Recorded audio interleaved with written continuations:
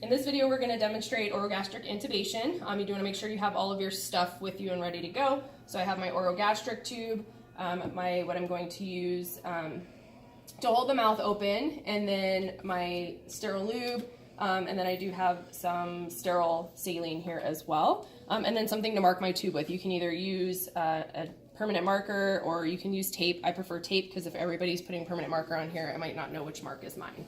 So first thing we're going to do is measure the tube and make sure we're putting it in the right place. So we're going to go from the last rib to the tip of his nose, and then we're going to mark that. So I'm just going to take my tape and mark it right here.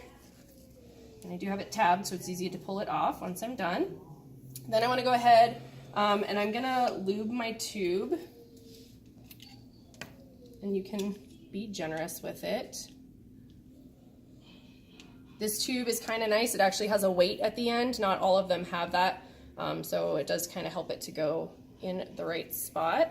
So once I have that all ready, then I'm going to have my restrainer, put the speculum in the mouth.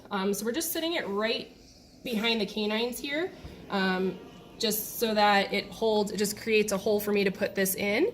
And then her only job is just to make sure that one, he doesn't move, but two, make sure that he doesn't open his mouth. So I'm just going to insert this tube in my speculum.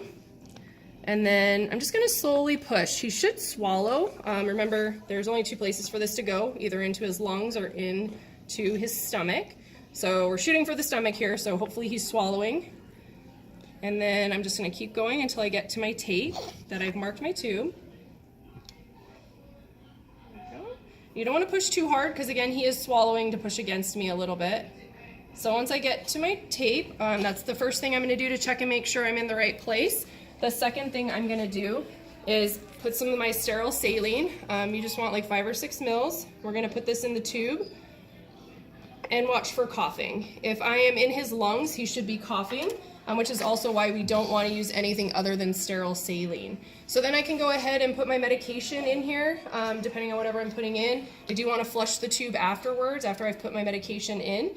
And then once I'm done and I'm ready to pull it out, I can go ahead and, as I'm pulling it out, I do want to kink the tube so I don't cause any problems on the way out. And then you can take his speculum out, and that is how we do orogastric intubation.